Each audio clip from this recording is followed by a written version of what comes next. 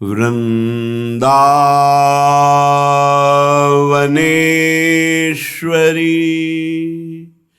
तवैव पदारविन्दं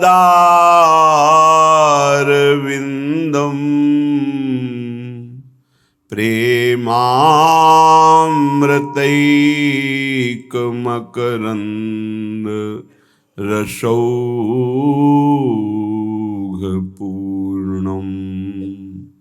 हृद्यर्पितं मधुपतेः स्मरतापमुग्रं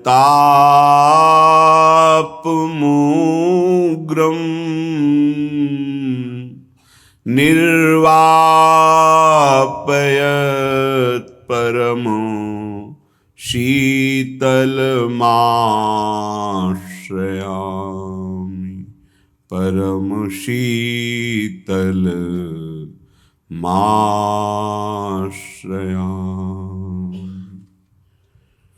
प्यारी जू आगे चली गहवर वन भीतर जहाँ बोले कोइलरी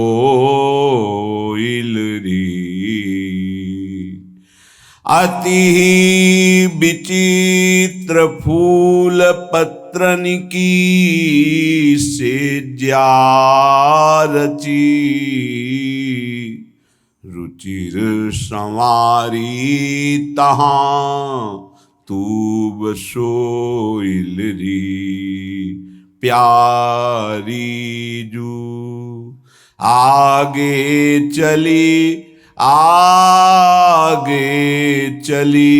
गहवर वन भीतर जहाँ बोले कोइलरी छिन छिन पल पल तेरी ये कहानी तू मग जोइलरी श्री हरिदास के स्वामी श्याम कहत छबीली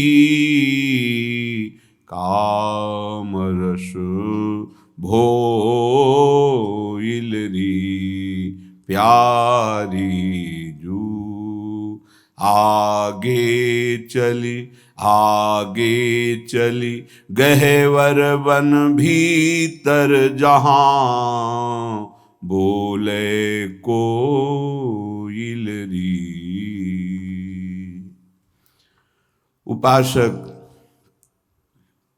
उपास्य देव के बल के सिवा और कोई बल स्वीकार न करे हृदय में, नहीं तो मलिन माया अंतःकरण को विपरीत दिशा में ले जाएगी। जो मानव जीवन का परम लक्ष्य भगवत प्राप्ति है, इसके बिना किसी को विश्राम नहीं मिल सकता। किसी को लगता है कि अगर हमारे मनोवांछित धन मिल जाए तो मुझे विश्राम मिल जाए। सच्ची मानिए, आप जितना धन सोच रहे हैं किसी के पास बहुत है, पर वो और सोच रहा है। वो जितना सोच पा रहा है अपनी क्षमता के अनुसार, उससे भी किसी के पास और है। कुबेर जी के पास त्रिभुवन का धन है, सब रिद्धियां सिद्धियां नवनिधियां, लेकिन वो भी भगवान की आराधना में तत्पर होकर ही विश्राम प्राप्त किए हैं। कोई धन से विश्राम प्राप्त करे ऐसा असंभव। दूसरा, शरीर बल, मैं बहुत बलवान हो जाऊं। ये शरीर एक सीमित पंचभूतों से बना हुआ है। असीम बल परमात्मा में है। जब तक हम परमात्मा बल का आश्रय नहीं लेते तो सीमित बल, मायाकृत बल ये विकारों में ले जाएगा, निर्विकारता की तरफ नहीं। अभिमान, काम, क्रोध आदि की वृत्तियों में ये हमारे बल का नाश कर देगा। तो शरीर बल भी टिकाऊ नहीं। जिनका बड़ा नाम रहा, जो शरीर में बहुत बलवान रहे, यौवन अवस्था की उतार में उनको खड़े होना मुश्किल पड़ गया। उनकी दिनचर्या लघुशंका शौच आदि करने में बहुत ही परेशानियां देखी गई। बहुत बड़े नामी पहलवान थे, जवानी थोड़ी उतरी तो हर जोड़ उनका ऐसा दर्द, उठने लायक नहीं रहे। शरीर बल भी एक सीमित समय के लिए है, इसके बाद नष्ट हो जाएगा, और वो भी एक सीमित बल है। शरीर बल के द्वारा काम को कोई परास्त कर दे, आज तक ऐसा नहीं हुआ। शरीर बल के द्वारा कोई क्रोध को, मोह को, मद को, मत्सर को नहीं, तो फिर बल किस काम का।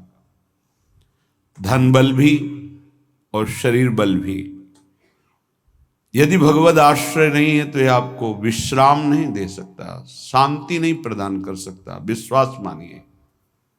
पद बल, कोई विशिष्ट पद, तो इससे कुछ समय के लिए आप गर्व कर सकते हैं, मैं अमुक पदाधिकारी हूं। कुछ समय बाद वो पद छूट जाएगा। जिस शरीर से तुम्हें पद मिला था वो भी छूट जाएगा।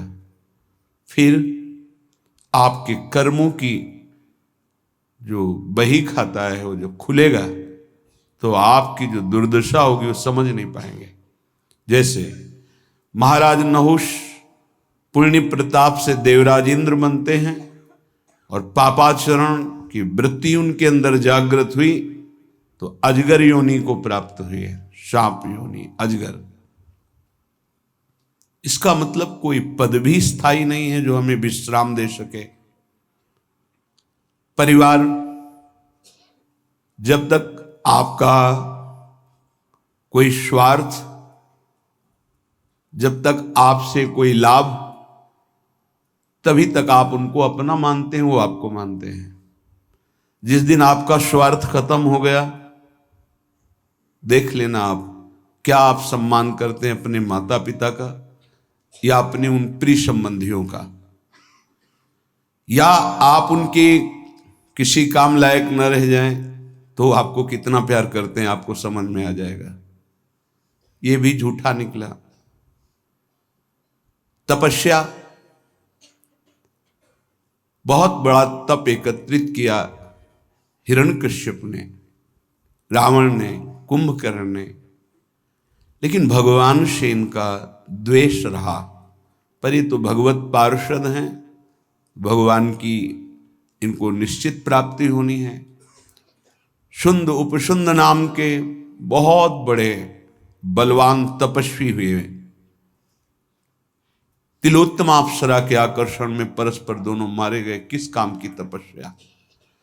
तप का फल होता है भगवान को प्रसन्न करके संसार को सुख पहुंचाना अपने तप के द्वारा, लेकिन भगवान से विरोध करके दूसरों को दुख पहुंचाना, ये तप भी बल नहीं हुआ।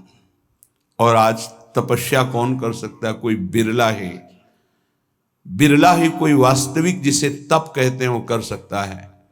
तप इंद्रिय और मन को अपने सच्चिदानंद लक्ष्य में रोक करके उनको किसी भी तरह विषयों का संयोग ना होने देना, इसे तपस्या कहते हैं। ये बाह्य तपस्या है, जल में खड़े होना, एक पैर के बल खड़े रहना, बहुत प्रकार की ऐसी बाह्य तपस्याएं हैं, इनका भी सुकृत होता है। पर तप शब्द की पूर्णता होती है अंदर आए हुए समस्त विकारों को सह जाना, कुछ न बोलना, इंद्रियों का भोगों से संयोग न होने देना, उसे तपस्या कहते हैं। यदि वो भगवान से विमुख है तो वो तप भी व्यर्थ चला जाता है। यज्ञ भोक्ता भगवान श्री हरि के लिए है, अगर उनसे विमुख हो गया तो किस काम की यज्ञ। बहुत से ऐसे उदाहरण हैं, जैसे मथुरा के ब्राह्मण ही, जैसे दक्ष प्रजापति, ये सब महान की बात उदाहरण में दे रहे हैं। सब जगह विचार करके देखे तो एक बल ही केवल बचता है, सुनेरी मैंने निर्बल के बल राम, प्रभु। जिसको प्रभु का बल है वही विश्राम को प्राप्त हो सकता है। ये बिल्कुल सिद्ध बात समझ लीजिए।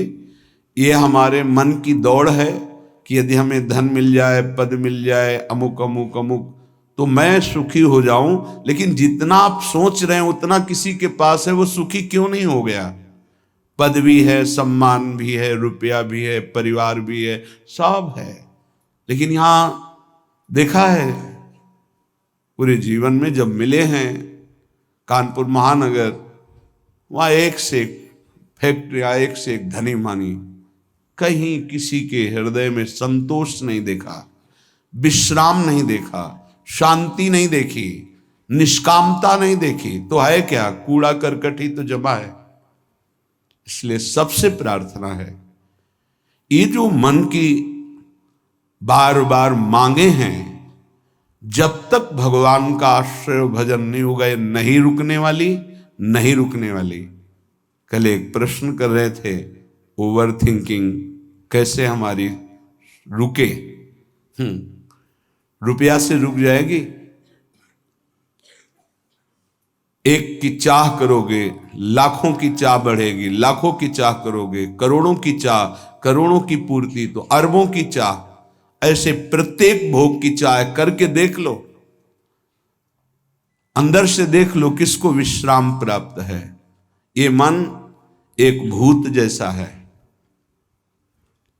किसी ने एक भूत को सिद्ध किया। भूत ने कहा, हम तुम्हारा काम प्रत्येक करेंगे, पर हर समय मुझे काम में लगाना होगा। अमुक काम करो। बहुत तीव्रता से, शीघ्रता से वो कार्य कर देता है। और बताओ, वो तो परेशान हो गए। अगर काम नहीं बताओगे तो उठा के पटक देंगे तुम्हें। वो गुरुजी के पास गए और कहा, प्रभु हमने तो सुख के लिए भूत को सिद्ध किया था, ये तो दुख का कारण बन गया। ये कहता है हर समय काम बताओ, नहीं तो मार देंगे तुम्हें। तो उन्होंने कहा, ऐसा करो, एक लकड़ी का खंबा गाड़ दो और उसे बोलो इसमें चढ़ते उतरते रहो, जब हमें काम होगा हम बोल देंगे तुम्हारे लिए यही काम है। समझ पाए? ये भूत मन है। इसे खाली रखोगे उठा के पटक देगा ओवर थिंकिंग में, कल्पनात्मक भोगों में, कल्पनात्मक भय में, चिंता में ये पटक देगा। अगर इससे बचना है, इसकी पटकन से, तो जैसे गुरु ने बताया लकड़ी का खंभा गाड़ दो, ऐसे ही नाम का खंभा गाड़ दो। राधा, चल चढ़ उतर, राधा राधा राधा राधा, परम विश्राम मिल जाएगा, परम बलवान हो जाओगे, परम शांति मिल जाएगी। हमारी प्रार्थना मान लीजिए, ये बिल्कुल सत्य बात कह रहे हैं। जब तक आप नाम जप नहीं करेंगे तो आप अपने मन को विश्राम नहीं दे पाएंगे। और आप सब कुछ कर रहे हैं मन के सुख के लिए, मन की शांति के लिए, पर जिस मार्ग में चल रहे हैं, दुखालयम अशाश्वतम, कैसे आपको इस नाशवान भोगों में शांति मिल सकती है? नहीं। विश्वास कीजिए, बहुत प्रीति से कह रहा हूं, बहुत अनुभव की, संतों की बात कह रहा हूं। यदि भगवान का आश्रय लेकर नाम जप नहीं किया तो तुम्हारा किया कराया सब मिट्टी है। परिणाम में तुम्हारे हाथ केवल शुभ अशुभ कर्म लगेंगे, पाप पुण्य, जिनके कारण हम नाना प्रकार की योनियों में जन्म मरण जैसे भयानक दुखों को भोगते चले आ रहे हैं। इसलिए भगवत चरणारविंद में परम सुख है, विश्राम है, शांति है, और वहीं हमें जाना है। भटक लो जितना भटकना है, लौट के तो यहीं आना है। ये भ्रम ऐसा बैठ गया है बड़े बड़ों के हृदय में कि धन से सुख है। बहुत विचित्रता माया की, ये सबके दिमाग में बैठ गया है। कोई बिरला ऐसा है कि इसकी इस पकड़ से बाहर हो, नहीं तो सबके दिमाग में बैठा है। गृहस्थ हो, विरक्त हो, बूढ़ा हो, जवान हो, सबके दिमाग में माया ने बैठा दिया, धन के द्वारा ही सुखी होगे। देख लो, बिल्कुल विश्वास मानिए। ये वो माया की चाल है जो आपके समय को, आपके चिंतन को, आपके आश्रय को नष्ट करके आपकी दुर्गति करवाएगी। अभी आपको पता नहीं चल रहा, जैसे अंधा आदमी गहरे कुएं की तरफ गिरने जा रहा है, उसको दिखाई नहीं दे रहा, देखने वाला दौड़ करके उसे बचाना चाहता है, वो नहीं मानता, ऐसे दिखाई देता, गया गया गया। धन का इतना बड़ा प्रभाव, कोई बिरला ही ऐसा है जिसके दिमाग में ये न चल रहा हो कि मुझे धन चाहिए। बिल्कुल आप आनंद पूर्वक विचार कर लीजिए, वृंदावन की भूमि में बैठे हैं, अगर किसी के हृदय में आता है कि मुझे नहीं चाहिए, वो भगवद आश्रित होगा, दूसरी कोई ऐसी वृत्ति नहीं जिसके द्वारा धन से आकर्षित न कर लिया जाए। प्रवचन करना, प्रभु का श्रृंगार करना, धार्मिक कार्य करना, ये सब बाहरी बात होगी, ये बाहर की वृत्ति। बाहर से हम बोल सकते हैं हम बड़े त्यागी हैं, हम बैरागी हैं, बोल सकते हैं, बोलने में बहुत सरलता है, सहजता है, लेकिन स्थिति में सत्य को साक्षी करके, भगवान को साक्षी करके देखो, हृदय में हर चेष्टा का फल धन की मांग है। ये हम नहीं कह रहे, हमारे शास्त्र कह रहे हैं। दूसरी माया की विशिष्ट आकर्षण शक्ति काम भोग, 3 में फांस दिया गया है। पूरी सृष्टि के कंचन, जिसे धन कहते हैं, वित्त ऐषणा, धन कंचन वित्त ऐषणा, और पुत्र ऐषणा काम भोग, स्त्री शरीर का आकर्षण या विपरीत शरीर का आकर्षण काम भाव से। अंदर से विचार करके देख लो, पूरी सृष्टि की बात, जो अंदर से निष्काम है वो केवल भगवान का आश्रय लिए होगा, वो भी केवल भगवान का आश्रय, वही बचेगा। अन्यथा बातें हम वैराग्य की करेंगे, संयम की, जितेंद्रियता की, और हमारे आचरण भ्रष्ट होंगे। लिख लो, दिमाग में लिख लो, ये प्रबल माया का आकर्षण काम, चाहे पशु पक्षी, चाहे किशोर अवस्था, यौवन अवस्था, वृद्ध अवस्था, कैसी भी अवस्था हो, ये बख्शता नहीं है। सबके दिमाग में एक बात चलती, कैसे संयोग सुख प्राप्त करें, अंदर से देख लो। तीसरा है कीर्ति, हमारा नाम हो जाए, हमारा सम्मान बढ़े, सबसे बड़े हम हो जाए, ये आखिरी मंजिल है। जो काम विजयी है और जो वित्त ऐषणा का त्यागी है, उसके भी हृदय में ये माया आखिरी फंदा फेंक देती है। जिन्होंने संपूर्ण सृष्टि को रचा, सबका भरण पोषण कर रहे हैं, उन विश्वात्मा भगवान का तो नाम जपने के लिए राजी नहीं है कोई, बिरला ही कोई जप रहा है। तुम्हारा नाम होगा, तुम्हारा नाम जपेंगे, तुम्हारी जीवनी पढ़ेंगे। ये माया है, 4 दिनों के बाद ऐसी धूल पड़ती है, कोई नहीं जानता किसी को।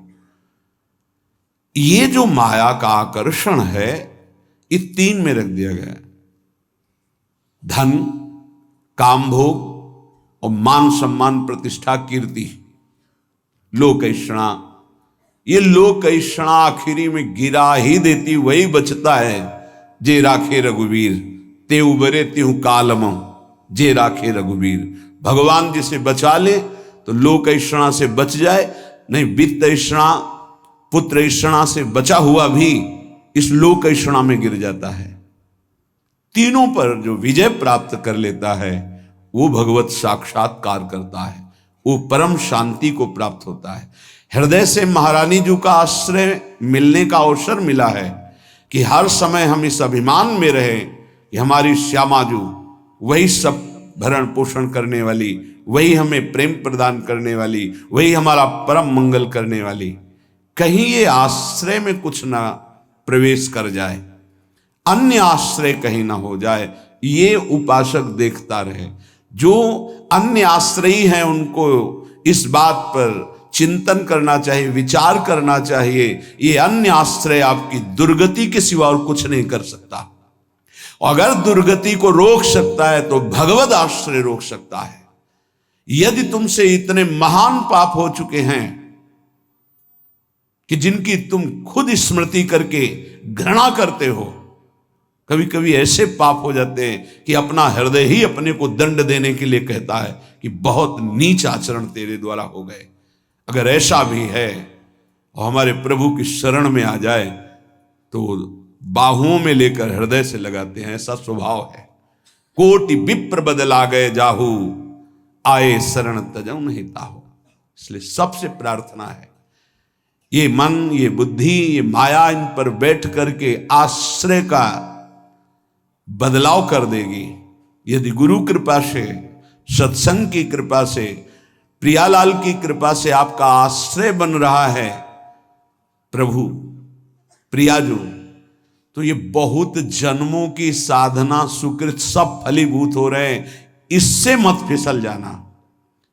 अगर आश्रय है तो आपका परम कल्याण निश्चित है। ये माया आश्रय बदलती है, इसका कार्य है आश्रय बदलना। ये अंदर की बात को समझिए। हम ब्रह्मचारी नहीं हैं, हम संयमी नहीं हैं, हम तपस्वी नहीं हैं, भजनानंदी नहीं हैं, चलेगा।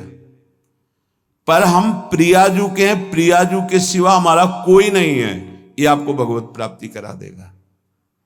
यद्यपि भक्त अनन्य जो विषय इंद्रियन बस होए, कर्मठ कोटि जितेंद्रियन तेहि सम लहै न हो। उसकी समानता करोड़ों कर्मकांडी और जितेंद्री नहीं कर सकते जिसके हृदय में अनन्यता आ गई है।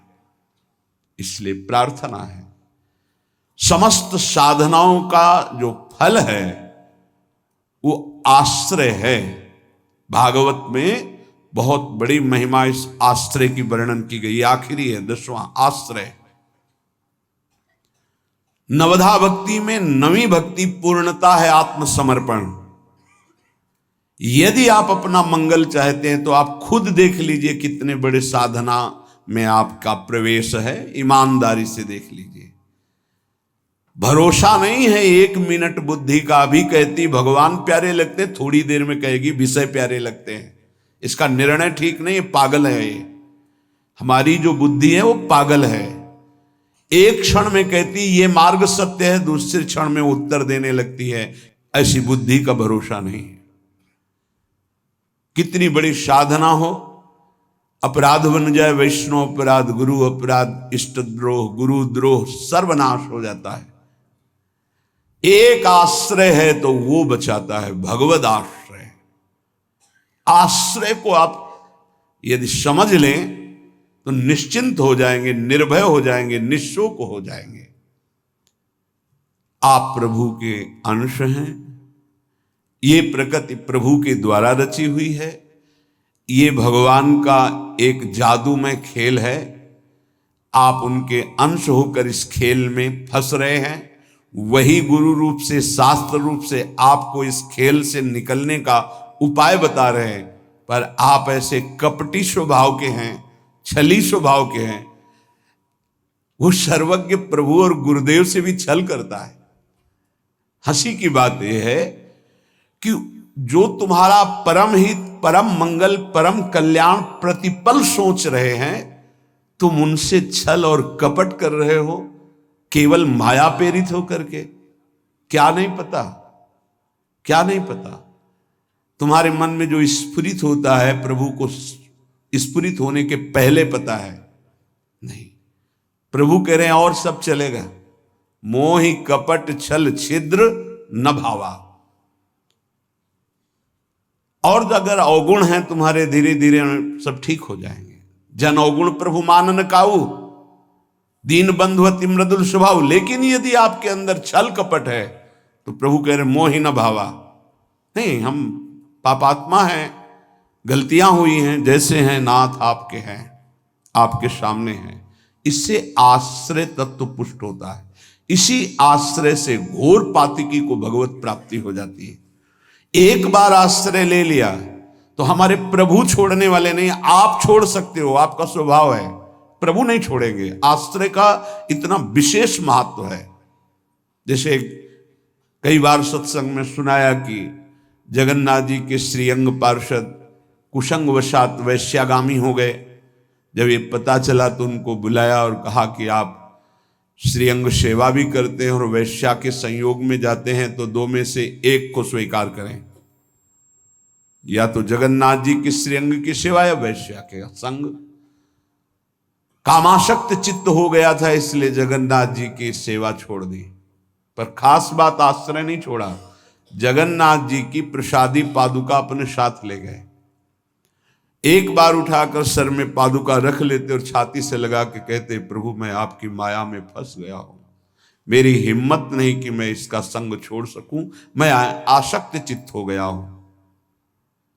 कई वर्षों के बाद जब उनका शरीर पूरा हुआ तो जगन्नाथ जी ने अपने पार्षद को आदेश किया, जैसे मेरे पार्षदों की अंतिम क्रिया होती है, अंत्येष्टि संस्कार होते हैं, वैसे उसका करो। तो उन्होंने कहा, प्रभु उसने तो आपको छोड़ दिया, वैश्या को स्वीकार किया, अब हम कैसे कर सकते हैं? तो उनका जगन्नाथ जी ने कहा, नहीं, उन्होंने छोड़ दिया लेकिन हमने नहीं छोड़ा, हमारा स्वभाव छोड़ने का नहीं है। आप इस बात पर ध्यान दीजिए, कितना भी अपराध बन जाए भगवान अपने भक्त को नहीं छोड़ते। नामे भक्ता प्रणश्यति, वही जब अंत्येष्टि क्रिया बाहरी भगवान आदेश कर रहे हैं तो उनकी अंतिम गति में क्या भगवान कोई गड़बड़ी होने देंगे क्या? परम पद की प्राप्ति होगी। एक बार भगवान स्वीकार कर ले, आप आश्रित हो जाइए। एक बार कृष्णदास जी जो पुष्टि मार्गी हैं, आचार्य चरण से कुछ ऐसा, तो बाजार में देखा सुंदर जलेबी बन रही थी, इससे देखो ओ ये तो श्रीनाथ जी के लिए बहुत सुंदर, और भाव में भर गए। तो उधर जब आचार्य चरण ने पर्दा खोला तो श्रीनाथ जी जलेबी पा रहे थे। तो कहा, जय जय, बाजार की वस्तु तो आपको भोग लगती नहीं और हमने अभी लगाया नहीं, ये कहां से आप पा रहे हैं? उन्होंने भाव में लगाया भोग और यहां साक्षात श्रीनाथ जी पार। होगा कृष्णदास ने बाजार से भोग लगाया है। वह प्रभु कृष्णदास जी का तो त्याग कर दिया गया है, फिर आप भोग? बोले, आप आचार्य हो, आप गुरु हो, आप त्याग कर सकते हो, पर मेरा स्वभाव नहीं। एक बार जिसे पकड़ लिया उसे मैं कभी छोड़ नहीं सकता, वो भले मुझे छोड़ दे, मैं उसे नहीं छोड़ सकता। भाई जी महाराज से स्वामी अखंडानंद जी ने कहा, आप अपने मन की कोई एक बात बता दें। तो यही बात बताई कि उमा राम स्वभाव जिन जाना, ताहि भजन तजी भाव न आना। जिसने भगवान का स्वभाव जान लिया उसे भजन को छोड़कर और कुछ अच्छा नहीं लगता। मान लीजिए, कृपा कर दीजिए, अपने ऊपर कर दीजिए, हमारे प्रभु का नाम तुम्हारी समस्त समस्याओं का समाधान है। बस कुछ दिन मन लगे ना लगे, काम बने ना बने, कोई लाभ दिखाई दे ना दिखाई दे, आप सतत नाम जपने का प्रयास कीजिए। परिणाम में नाच पड़ेंगे आप।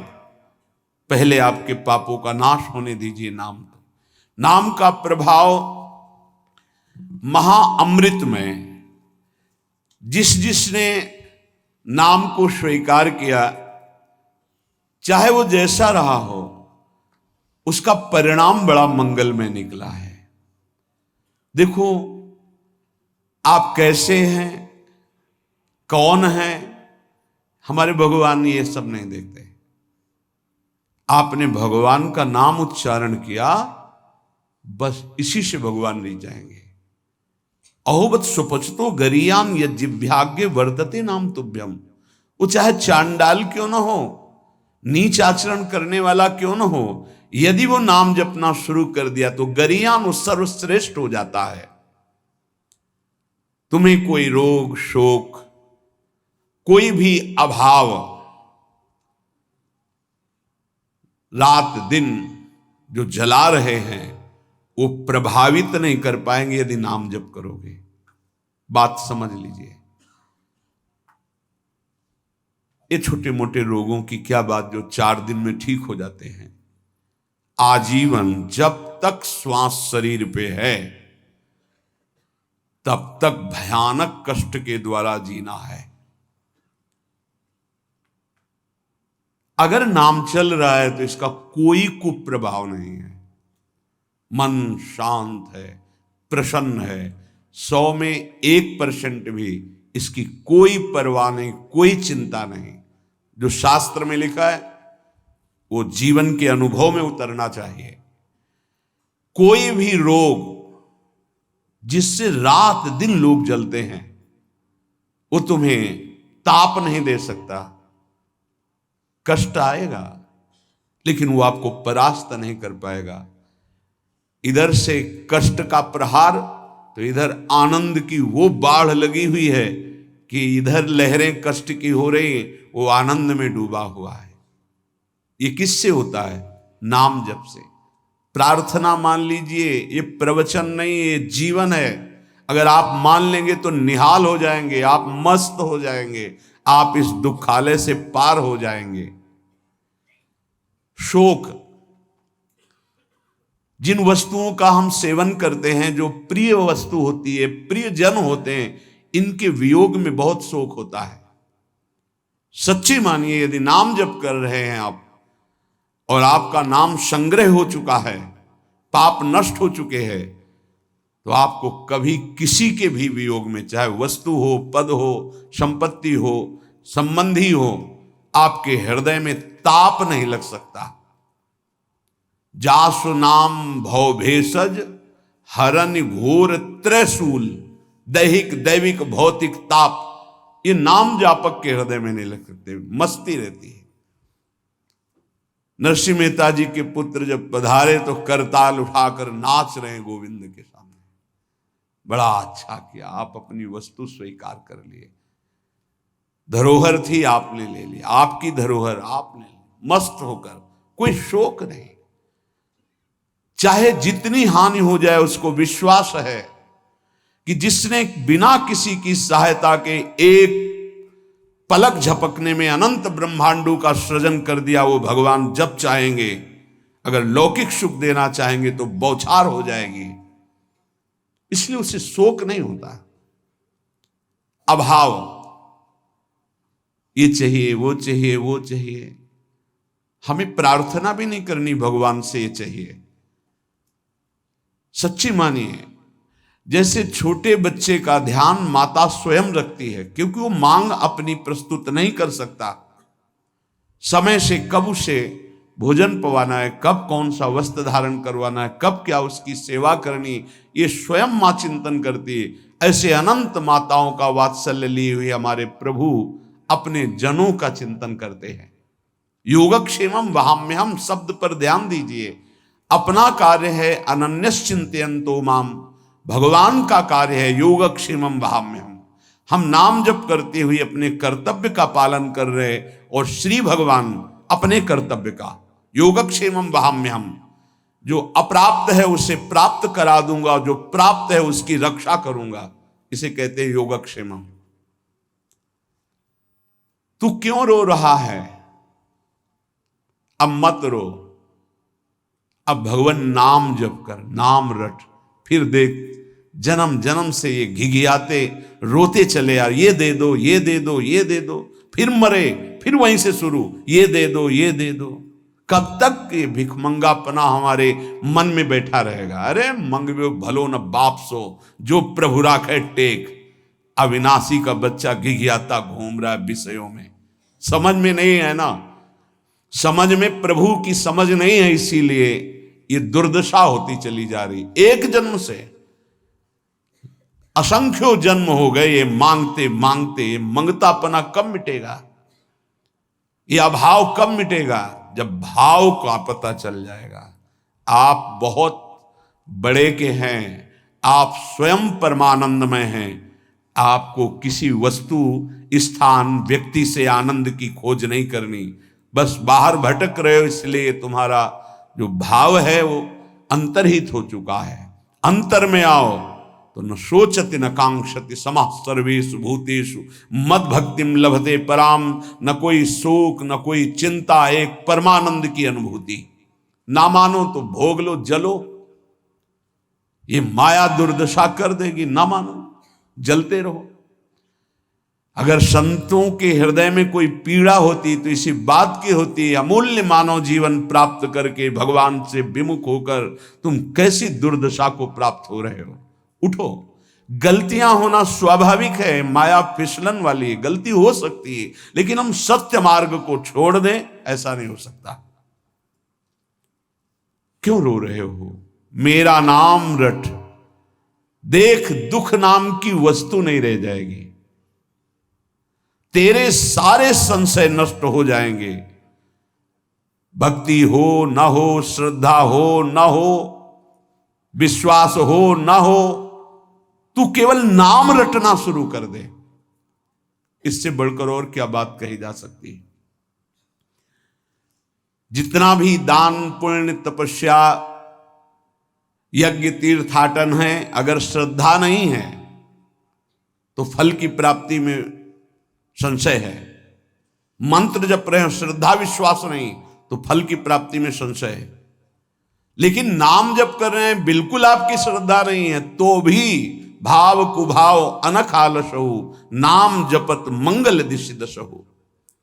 तन्नास्ति कर्मजम लोके वाग्जम मानसमेव वा, यन्न छपयते पापम कलौ गोविंद कीर्तनम। यदि आपसे शारीरिक पाप बन गए हैं, मानसिक पाप बन गए हैं, वाणी के द्वारा अपराध बन गया है, चिंता मत करो। आप कोशिश करो कि पाप ना बने और गोविंद गोविंद हरि हरि कृष्ण कृष्ण राधा राधा राधा ऐसा नाम उच्चारण करो। नाम उच्चारण से सारे पाप नष्ट हो जाएंगे। तन्नास्ति कर्मजम लोके वाग्जम मानस में उच्च, मानसिक वाणी के द्वारा शरीर के द्वारा जो अपराध बन गए, भगवान नाम कीर्तन से, भगवान नाम जप से सब नष्ट हो जाते हैं। बस ये है कि नाम का सहारा लेकर पाप मत करना। अब तक जो हुए सो हुए, चूक हो जाएगी तो नाम भस्म कर देगा उस पाप को। जानबूझ करके संकल्प करके हर्षित होकर पाप करेंगे कि शाम के नाम जप कर लेंगे, दिन भर पाप करते हैं, तो फिर वो नामापराध लागू हो जाएगा और वो प्रभाव नाम का नहीं पड़ेगा और आपको उसका दंड मिलेगा।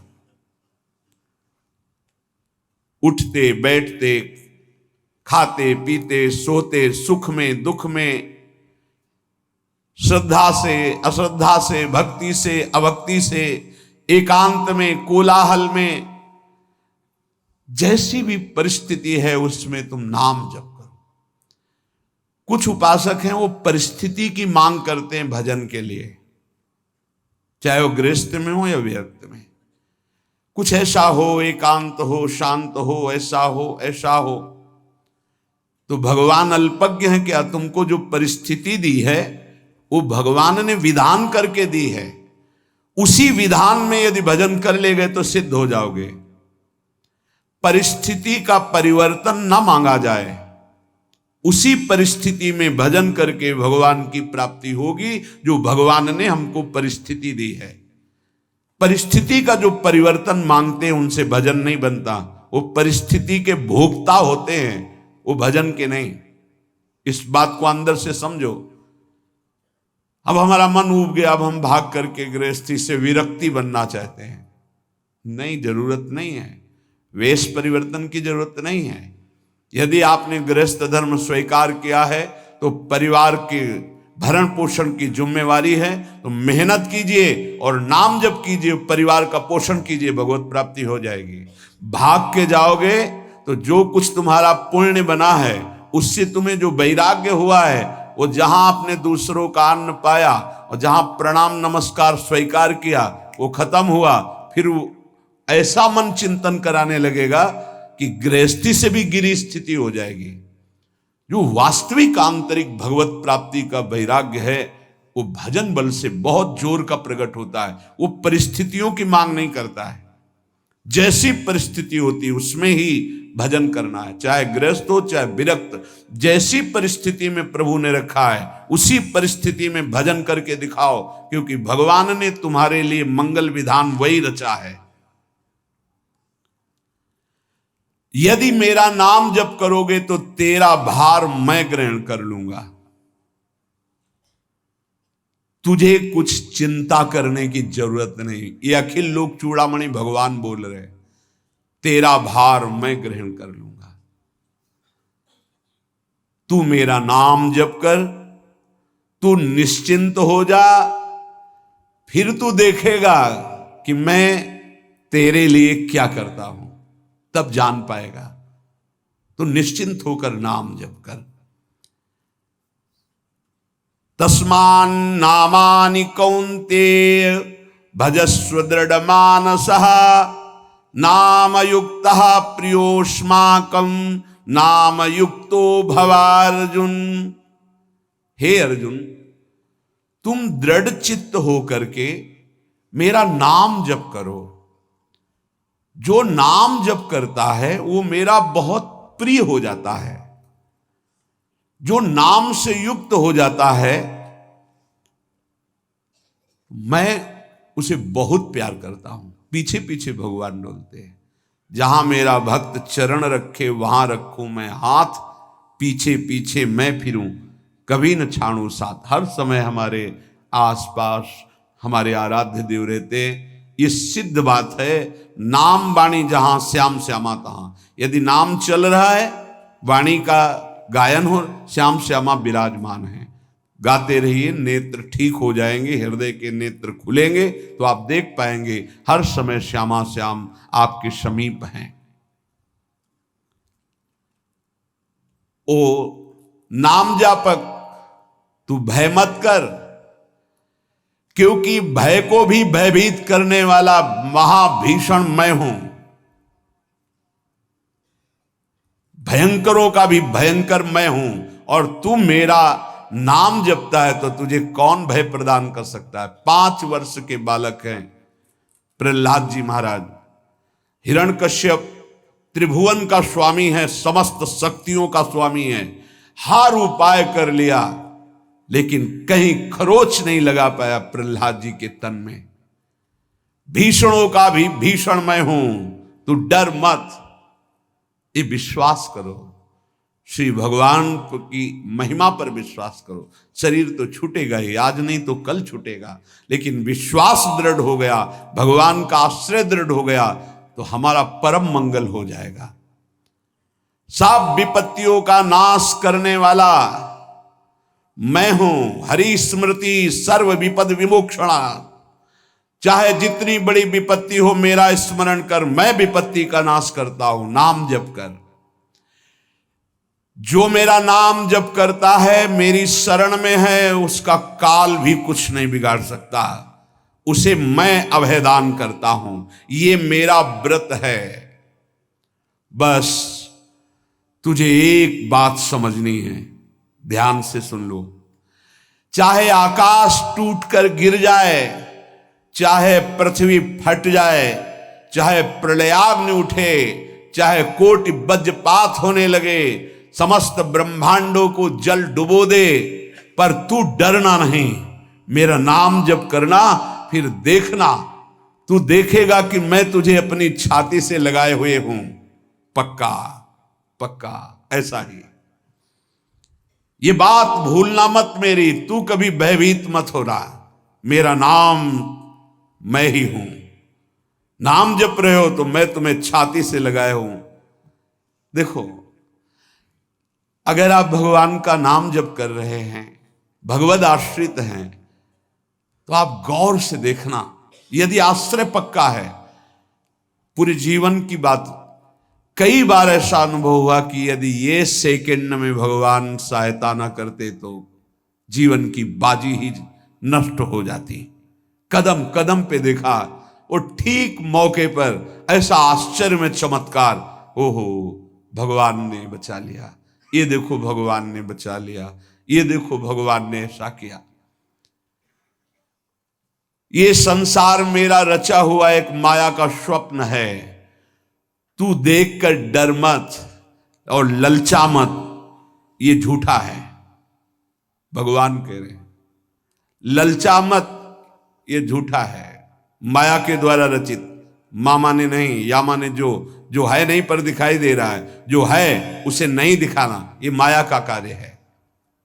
सत्य सत्य सत्य केवल मेरा नाम है, नाम जप कर, मेरा नाम ले। इस माया की सामग्री और वस्तुओं की बात क्या, मैं तुझे मिल जाऊंगा। मायापति भगवान कह रहे, नामानंद सागर में तुझे डुबो दूंगा। मेरे सिवा जगत में जो कुछ दिखाई दे रहा है ये नहीं है, मैं ही हूं। मैं पूर्ण का पूर्ण हूं, मैं ब्रह्म की प्रतिष्ठा हूं, मैं शांति की शांति हूं, मैं आकाश को भी अवकाश देता हूं। जिस समय तू मेरा नाम लेकर आंखों से आंसू बहाते हुए पुकारेगा, तेरे अंदर आनंद का समुद्र उफनाएगा और मैं तुझे छाती से लगाए होऊंगा। अनुभव होता है प्रभु का। ब्रह्मांडानि विनश्यन्ति देवा इंद्रादयस्तथा कल्याण भक्ति युक्तश्च मद भक्तो न प्रणश्यति। चाहे प्रलयाग्नि आ जाए तो संपूर्ण ब्रह्मांडों का विनाश हो जाएगा, इंद्रादि देवतागण भी नष्ट हो जाएंगे, पर मेरे भक्त का त्रिकाल में कभी नाश नहीं होता। मद भक्तो न प्रणश्यति, गीता जी में कहा है, नामे भक्ता प्रणश्यति, मेरे भक्त का नाश नहीं। मान लीजिए, मान लीजिए, जान जाओगे, जान जाओगे, निहाल हो जाओगे। सत्व शुद्धिकरम नामो नामो ज्ञान प्रदम स्मृतम मुमुक्षूणाम मुक्ति प्रदम कामिनाम सर्व कामदम। नाम बहुत जल्दी अंतःकरण को शुद्ध कर देता है, नाम विशुद्ध ब्रह्मबोध करा देता है, नाम मोक्ष प्रदान कर देता है। फिर यदि नाम जपने वाला संसार की कामना करे तो ये कौन सी बड़ी बात है कि इसके पूर्ण होने में बाधा हो जाएगी। पर उतना नाम जप कीजिए, पहले पापों का नाश होने दीजिए। जो नाम जप कर रहा है उससे बड़ा तीर्थ कोई नहीं।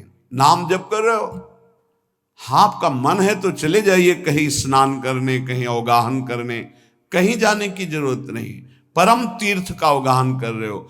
जब नाम जापक गंगा जी का स्पर्श करता है तो गंगा जी सबके पापों का नाश करती हूं, नाम जापक के स्पर्श से गंगा जी निष्पाप होती है।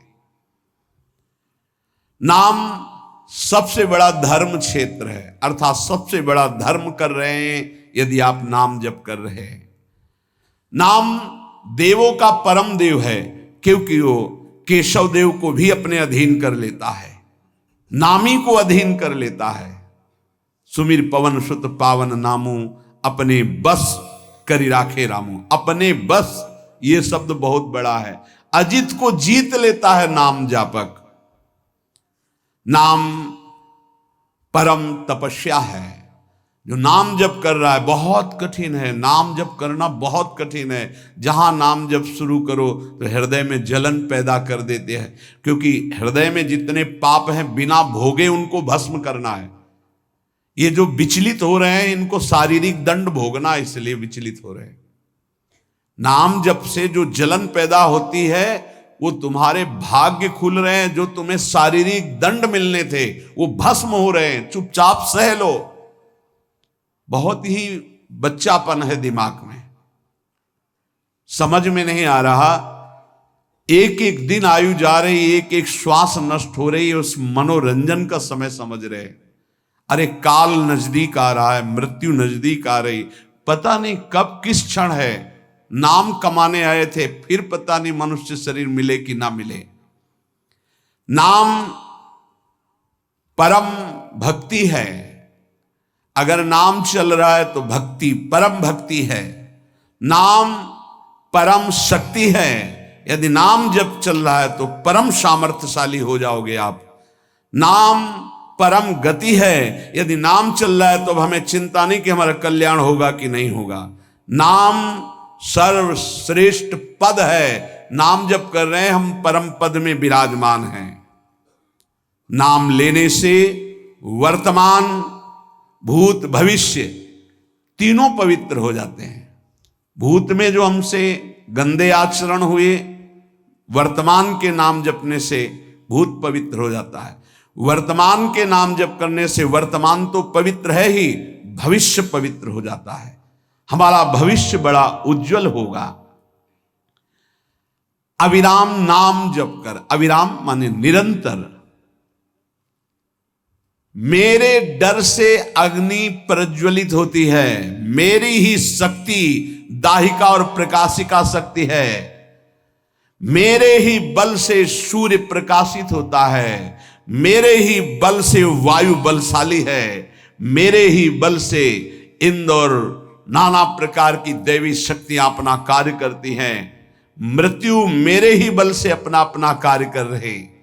मेरा शरणागत, मेरा नाम जपक, कोई भी त्रिभुवन की शक्ति उसे परास्त करना चाहे ऐसा कभी नहीं हो सकता। देखो कितना बड़ा बल नाम जापक के पास। अधिक क्या, नित्य देहधारी भक्त को भी मेरा सुदर्शन चक्र भी नहीं काट सकता। जो मेरा नाम जप कर रहा है, मेरे सुदर्शन चक्र की भी सामर्थ्य नहीं। एक बार सत्संग में पीछे सुनाया था, देवर्षि नारद जी बड़े लीला बिहारी हैं। वो हर लीला भगवान की नाम महिमा, गुण महिमा, शरणागति की महिमा पुष्ट करने के लिए ही प्रकट करते हैं। वो भगवान का साक्षात स्वरूप है। प्रताप रुद्र ऐसा उस राजा का शायद नाम था।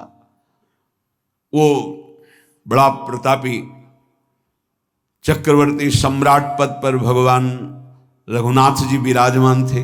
श्री राम जी, बड़े बड़े ब्रह्म ऋषि सब विराजमान, सभा लगी हुई थी।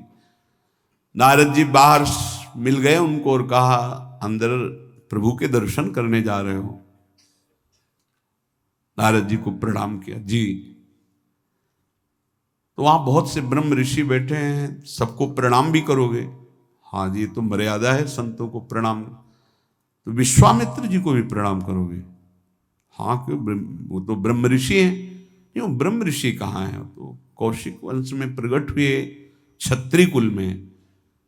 तो उन्होंने कहा नहीं, तपस्या से तो ब्रह्म पद प्राप्त किया है उन्होंने। हाँ, पर मूल में तो नहीं। आपका उद्देश्य क्या है?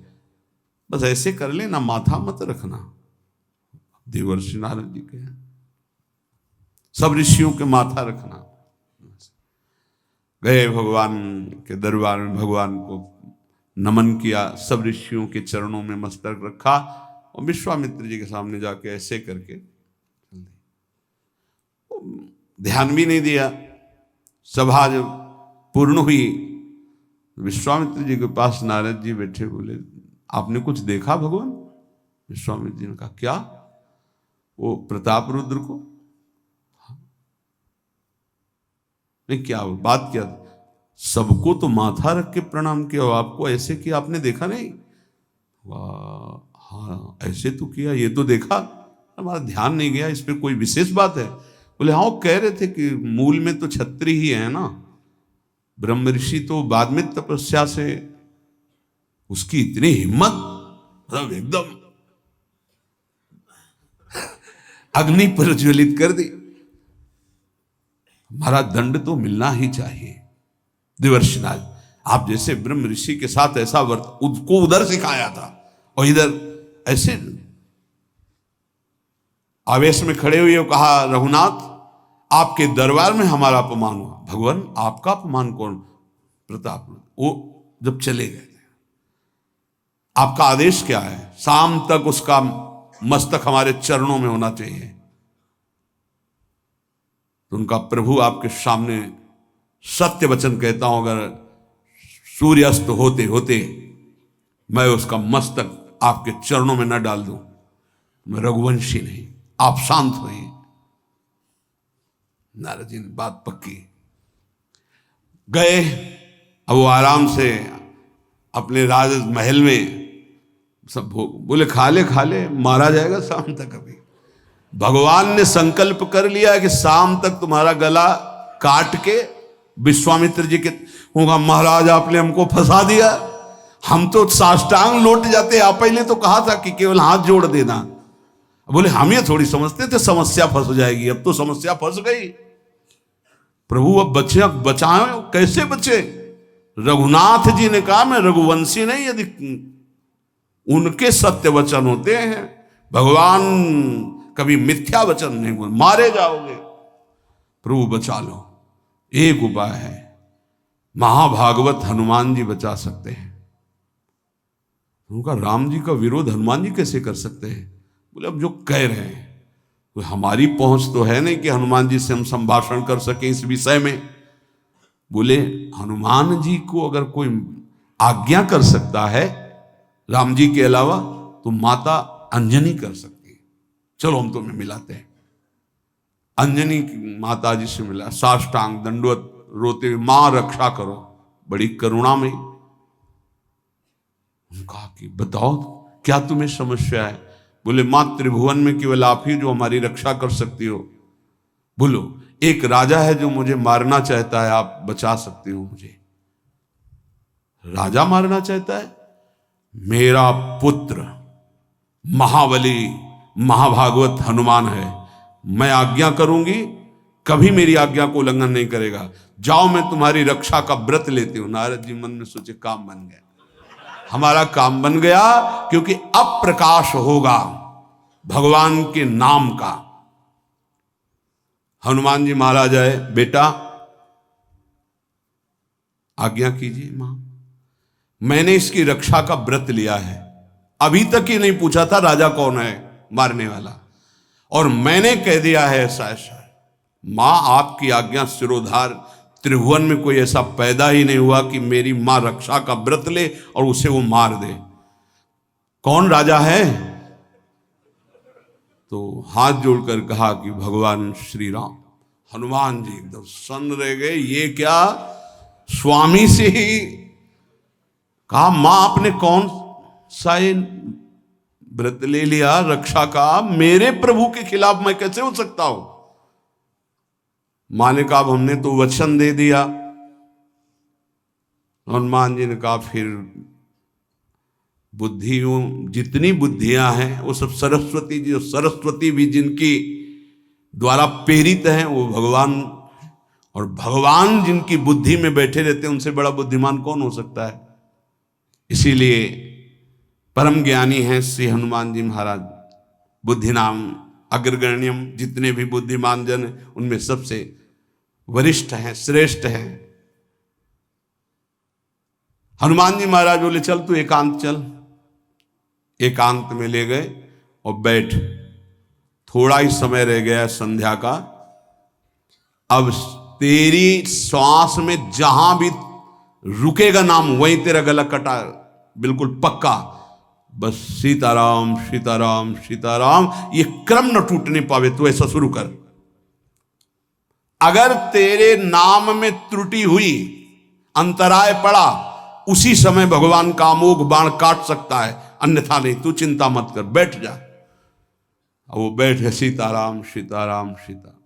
हनुमान जी महाराज करताल उठाए, आसपास नृत्य कर रहे। भगवान ने अमोघ बाण संधान किया।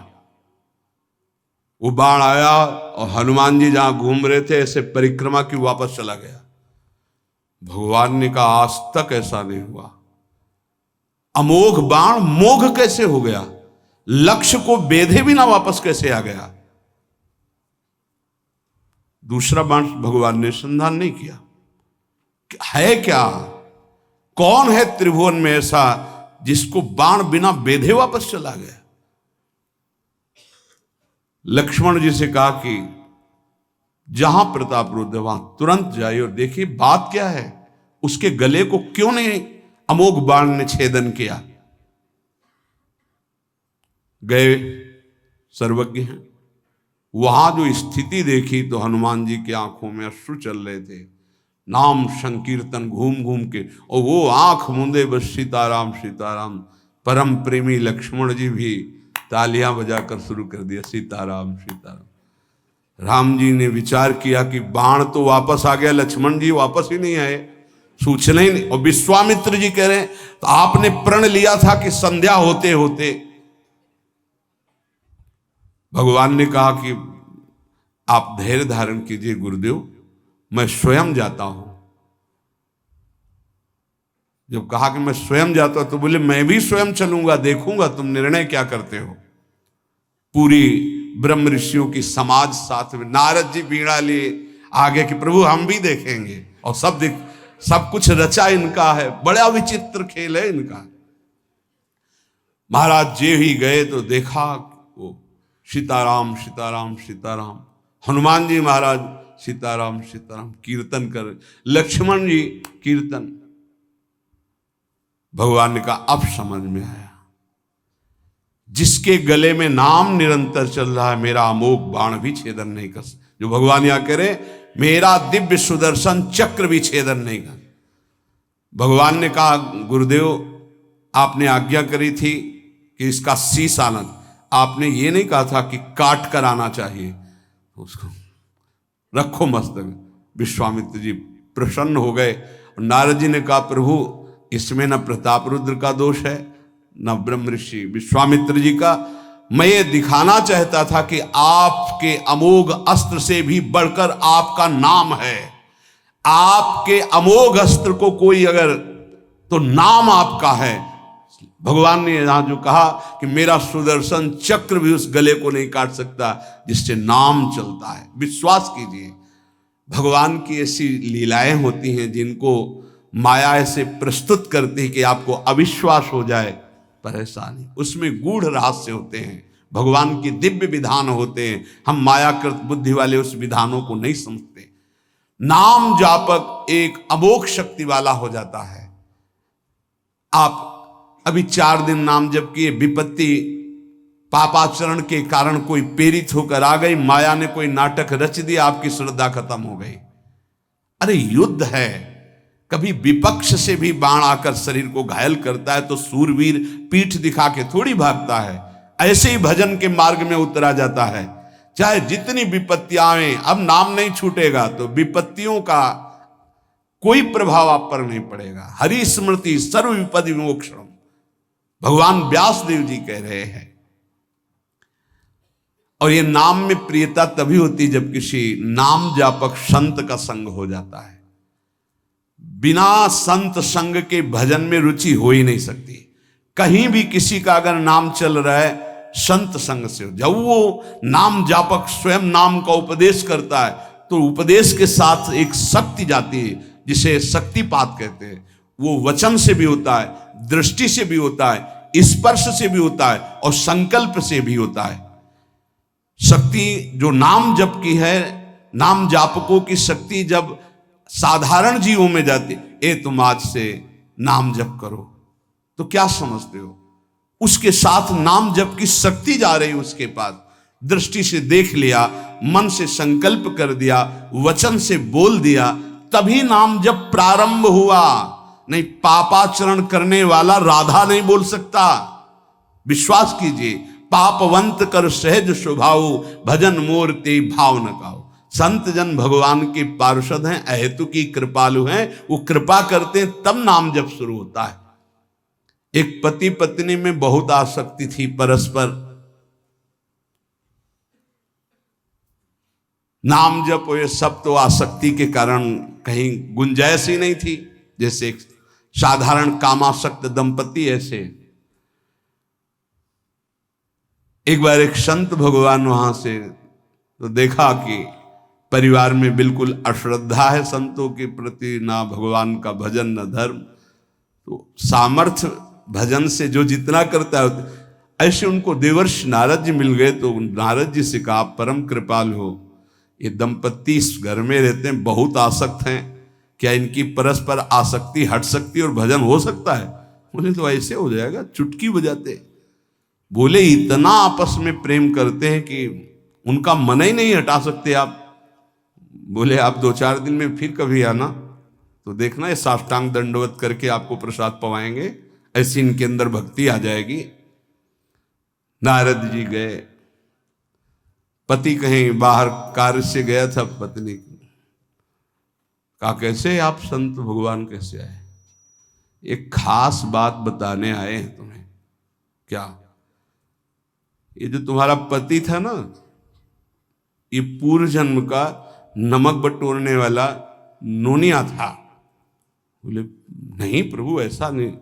बोले रात में जब सो रहा हो तो तुम उसकी त्वचा को चाट के देखना, बिल्कुल हमारी बात सत्य मिलेगी। तुम जो इतना प्यार कर रहे हो तुम्हारे काबिल नहीं। ऐसा कैसे हो सकता है? पक्का। कहाँ खेत है तुम्हारा जहां पति गए? बता अमुक जगह। नारद जी गए। कैसे बाबा जी? बोले एक बात बताने आए, जिसको तुम पत्नी को बहुत प्यार करते हो ना, नागिन है पूर्वजन्म। बोले आप कैसे कर? बोले हमें त्रिका लग गए, हम जानते हैं। बोले अगर परीक्षा करनी हो तो रात में सोने का नाटक करना, देखना जबान निकाल के आगे। देवर्षि नारद जी ने अब वो कि बाबा जी बोल गए थे कि तो रात में वो सोने का नाटक, डर भयानक उसके सता रहा था कि नागिन है पास में। अब वो जब चाटने होगा तो जो ही जवाब निकाले फिर समझ गए वो, और चिल्ला पड़े वापस। बड़ा तो दृष्टांत सागर का है ये। तो अब रात तो बहुत विघ्नकारी हो गई, आपस का प्रेम एकदम खत्म। सुबह देवर्षि नारद जी आए, बोले ये तो हमने आपके साथ विनोद किया था, वस्तुतः ये नागिन नहीं है, वस्तुतः ये ऐसा नहीं। हमें समझाने आए कि तुम दोनों का प्रेम ये नाशवान है, आज नहीं तो कल नष्ट हो जाएगा। जीवन की सार्थकता भगवान नाम जपने में है, भगवत आराधना में। नारद जी की कृपा से उनके हृदय में भक्ति जागृत हुई। अगर हमें संत ना मिले तो सच्ची कहते हैं भगवान के चरणों में या नाम में प्रीति हो ही नहीं सकती। बस केवल इतना लगता है कि नाना प्रकार की भोग सामग्री जो हम भोग रहे हैं, ये किसी को यही नहीं लगता कि यहां से छोड़ के जाना है। दूसरे को फूंक के आ रहे हैं और स्वयं को ये पता नहीं कि यहां से छोड़ के जाना, यहां से कुछ नहीं ले जाना। शाश्वत शांति की खोज के लिए अनंत जन्मों से भटक रहे हैं, वो केवल श्री भगवान में मिलती है। जो उपासक उठते बैठते चलते फिरते खाते पीते नाम जप करता है, खाते पीते नाम ले, चलते बैठे सोए, सदा पवित्र यह नाम है, सदा उजाला तोए। जो नाम जपने के लिए जरूरी नहीं है कि आप पद्मासन लगा के बैठे, आप आसन में बैठे, नहीं। गृहस्थी धर्म में आप खेत जा रहे नाम जप करते हुए, आप एक एक फावड़ा चला रहे नाम जप करते हुए, क्या चला जाएगा? बड़ी सामर्थ्य नाम में, एक अमोघ सामर्थ्य नाम में। आप विश्वास कीजिए, एक नाम भी व्यर्थ नहीं जाएगा। अश्रद्धा से भी नाम उच्चारण कर लिया, भारी पड़ेगा यमराज के हिसाब में। मान लीजिए ये माया का ऐसा प्रभाव है जो आपको भजन में नहीं लगने दे रही। इसका कार्य है आपकी श्वासों को व्यर्थ करना। देख लीजिए, कोई दृश्य दिखा के, कोई भोग भोगा के, कोई बात के चिंतन में फंसा के, किसी क्रिया में लगा के, इसकी चाल है कि भजन ना होने देना। दो शक्तियां भगवान की ये प्रबल, एक माया शक्ति विस्मरण और भक्ति शक्ति स्मरण। ऐसी तो अनंत शक्तियां हैं, पर विशेष प्रभावशाली ये दो शक्तियां हैं भगवान की। एक है जिसकी शरण में जीव आ जाए तो भगवत स्मृति में तन्मय कर दे, समस्त दुखों का नाश करके, भक्ति। और एक माया शक्ति भगवान का विस्मरण करा दे। हम सब माया शक्ति के द्वारा फांस लिए गए हैं। वो हर चाल यही चलती कि भजन छूट जाए। आप देख लो, कोई मिलेगा, कुछ खान पान दृश्य भोग क्रिया सब में भजन छुटाने की सामर्थ्य है माया के द्वारा। और भक्ति का जब प्रभाव चलता है तो एक एक कवल जा रहा है राधा राधा राधा, जल पी रहा है राधा राधा राधा, कार्य कर रहे राधा राधा, बड़ी सामर्थ्य। खाते पीते नाम ले, चलते बैठे सोए। यदि हम सोने जा रहे हैं तो मानो हमारा जैसे मरण के समय स्थिति ऐसी होनी चाहिए। पता नहीं जगे कि ना जगे, ये आखिरी रात हो, क्या पता। रात ही में सोते सोते दिल फील हो जाए, इसका क्या पता। तो सोते समय एकदम एकाग्र, राधा राधा राधा राधा। नाम ही ले जल पीजिए, नाम ही लेकर खा, नाम ही लेकर बैठिए, नाम ही ले चल राह। जब लग जागे नाम जपे, तन मन सू यह बीत। चरण दास यों कहत हैं, हरि बिनु और न मीत। अगर जल भी पान कर रहे हो, नाम जप करते हुए करो, तुम्हारी बुद्धि को शुद्ध करेगा। एक एक कवल भोजन पा रहे हो, राधा राधा राधा, वो आध्यात्मिक बल प्रकट करेगा, विचार पवित्र करेगा, आचरण शुद्ध करेगा। नाम लेकर के बैठिए, नाम लेकर के चलिए, नाम लेकर के सोइए। जब लग श्वास है तब तक नाम जप करो। देखो, हरि नाम जैसा, भगवान नाम जैसा कोई मित्र नहीं है, ऐसा बड़े बड़े संतों ने अनुभव किया है। क्यों नाम जप नहीं हो पा रहा? कामी मति विष्ठल सदा चले चाल विपरीत। सील नहीं सहजो कहे, नैनन माही अनीति। गंदे नेत्र, जिधर देखे वो पापाचरण की वृत्ति देखता रहता है। वाणी गंदी, दूसरे की निंदा चुगली पाप करना। मति गंदी, काम बहुत ही गंदा मलिन स्वभाव बन गया है। जिधर देखो, मंदिर जाओ, संत के समीप जाओ, बहुत सावधान। बड़ा बढ़िया सौभाग्य मिला है, बिना भगवान की कृपा के संयोग नहीं बनता। जैसे आप बैठे सुन, उस समय आप वो वस्तु ग्रहण करो जो कहीं नहीं मिल सकती, सत्संग। उस समय भी आपकी दृष्टि मलिन जा रही। कामी मति विष्टल सदा, एक तरफ रबड़ी रख दो, एक तरफ बिष्ठा पड़ा है, तो शूकर बिष्ठा की तरफ दौड़ेगा। हम लोगों की बुद्धि शूकर की तरह हो गई, मलमूत्र के शरीरों के भोगने की तरफ भाग रही। कौन सा इसमें परम सुख है? अरे इसी से हटने के लिए तो भगवान ने अवसर दिया, मानव देह, सत्संग दिया, शास्त्र स्वाध्याय, भगवत भाव में डूबने का अवसर। फिर भी वही गति।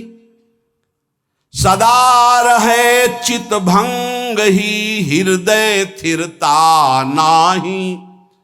ऐसे लोगों का बड़ा चित्त चंचल होता है, हृदय स्थिर नहीं होता है। क्या करें?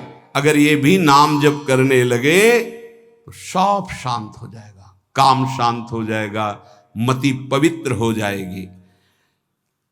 अगर हमारे हृदय में काम बसा रहा तो नाम नहीं चल पाएगा, नाम रुक जाएगा।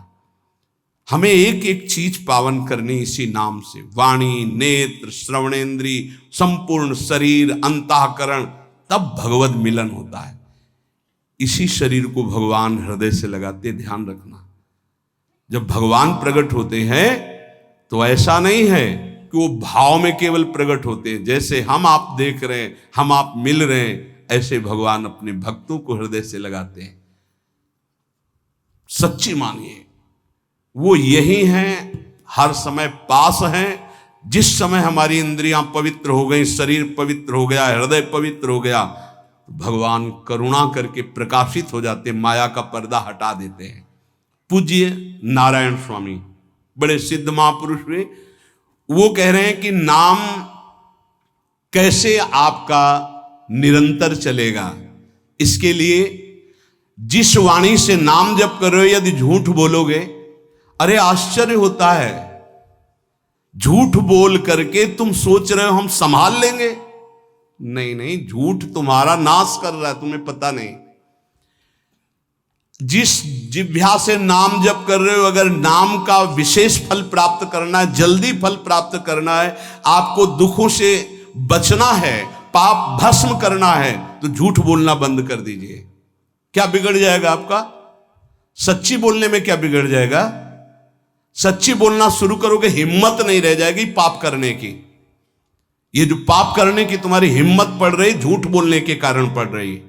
नहीं, असत्य संपातक पुंजा, सबसे बड़ा पाप झूठ बोलना। उससे क्या होता है? हर चीज हम छुपाना चाहते, किससे? उस सर्वज्ञ परमात्मा से, गुरुदेव से। नहीं, झूठ नहीं। नाम इसीलिए नहीं चल पा रहा, थोड़ी दिन नाम चलाएंगे छूट जाएगा, क्योंकि आप झूठ बोलते हैं, पापाचरण करते हैं। अगर नाम को चलाना है तो नारायण स्वामी जी कह रहे हैं, पहली बात, मौन का आश्रय लीजिए, कम बोलिए, अधिकतर चुप रहना सीखिए, तभी नाम चला पाएंगे। जो कार्य कर रहे हैं आप उस पर ध्यान दें, उस कार्य को एकाग्रता पूर्वक करें, वाणी को मौन रखें, उस वाणी से धीरे धीरे नाम उच्चारण करें।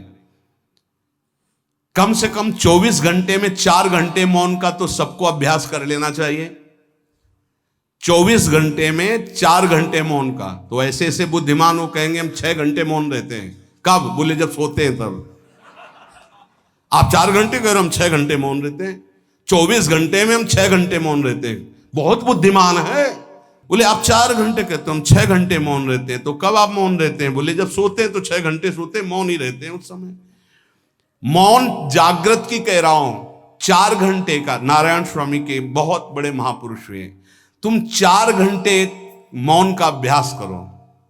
ऐसा निकालो 2 घंटे, 2 घंटे करके 24 घंटे में 4 घंटे मौन। उस समय हम किसी से बात नहीं करेंगे, नाम जप करेंगे। कार्य करो, कार्य करने के लिए मना नहीं कर रहे हैं। कम बोलो। आजकल लोग अपनी जीवनी शक्ति को बोलने के द्वारा बहुत नष्ट कर रहे हैं। व्यर्थ की बातें करते रहते हैं। 4 आदमी चल रहे हो, आप पीछे चलिएगा, सुनते, बेमतलब की बातें। नाम जब नहीं होगा वो डिलीट नहीं होंगी, वैसे ही बनी रहेंगी। अगले जन्म के लिए तैयार हो रहा है। इसलिए नाम यदि सिद्ध करना है, नाम का फल लेना है, नाम का आनंद लेना है, तो वृथा भाषण बंद करो, बेकार की बात बंद करो। जितना कम बोलने से काम चल जाए उतना। सामने वाले को बोलने दीजिए, आप बीच में नाम चल रहा है जी, नाम चल रहा है। जब कोई आवश्यक बात हुई, पवित्र शब्द बोल दिया, नहीं चुपचाप सुनो ना। उसको लग रहा है कि आप संभाषण करो, मान लो रिश्तेदार है, नातेदार है, मित्र। अब आप व्यवहार में हैं, आप सीधे ये तो नहीं कह सकते हमसे बात मत करो, नहीं, हाँ बात कीजिए, लेकिन आप कम बोलिए, उसको बोलने दीजिए, आप नाम जप कीजिए, जरूरत भर बात कीजिए। बात में भगवान की चर्चा हो तो कोई बात नहीं, अगर प्रपंच की चर्चा है तो बचने की कोशिश कीजिए।